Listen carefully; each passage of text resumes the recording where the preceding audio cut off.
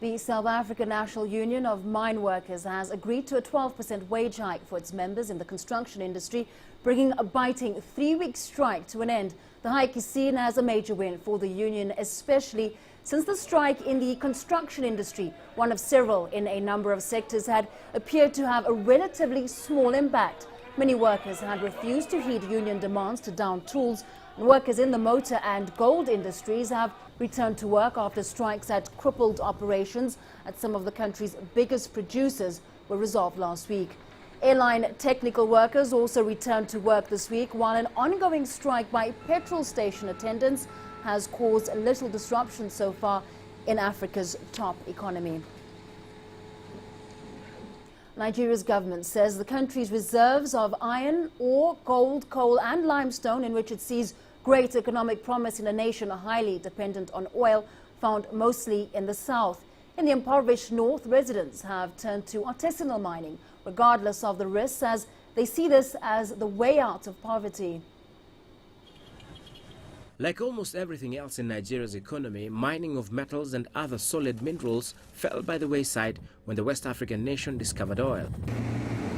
While the country produced in excess of 360,000 ounces of gold before 1954, production has largely ground to a halt since the discovery of oil around 1964. Much of the digging up of Nigeria's minerals has been left to artisanal miners in the largely Muslim north, without high-tech machinery that makes it safe and brings economies of scale. I come from a poor family. I've been involved in this work for 6 years. My parents cannot afford to pay my school fees, no job. That is why most of us are doing this. I cannot be a farmer as there is no fertilizer. The youth of Bagega are the ones processing here. The Zamfara mining site is a frontier operation, but still a leap from the artisanal mine shafts in other parts where miners lower themselves hundreds of feet into the earth to chisel gold ore without protection. For many northerners, the neglect of the mining sector, like that of the region's agriculture and cotton mill, is emblematic of the way oil has shifted economic and political power to the largely Christian south, a source of resentment that has fueled conflicts such as a 4-year-old Islamist insurgency. Honestly, this government has neglected northern part of Nigeria when it comes to economy. There is a lot of economy that's part of economy that North can produce to cover what the South is producing. Because even in the North, what the Southerners are always proud of is oil. Even in the North, there is areas that has oil, but the government failed to exploit that oil.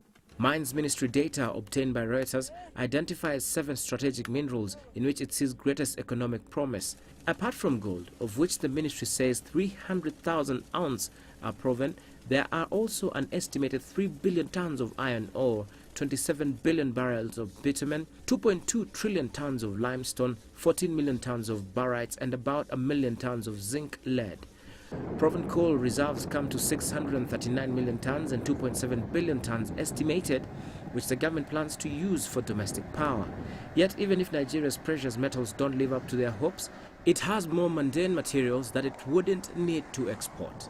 Cement is a multi-billion-dollar business in a country of 170 million with a housing shortage. Robert Soy, CCTV.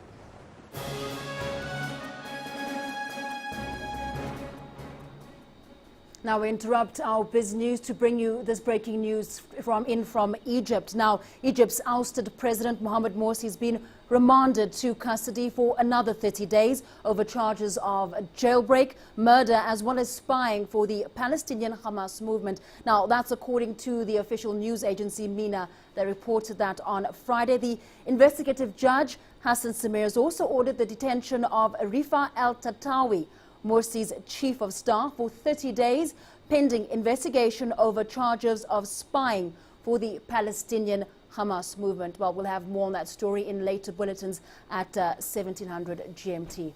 Now, let's return to the markets, where we look at the the Nigerian oil share, which was down 0.10%. Moving to the JSE Africa, oil share was in the red, down 0.5%, and the NSE 20 share gaining 0.11%. And finally, the markets, the EGX 30 in Egypt was up 0.75% at the opening of trade. Well, we've got sports coming up just after this break, including...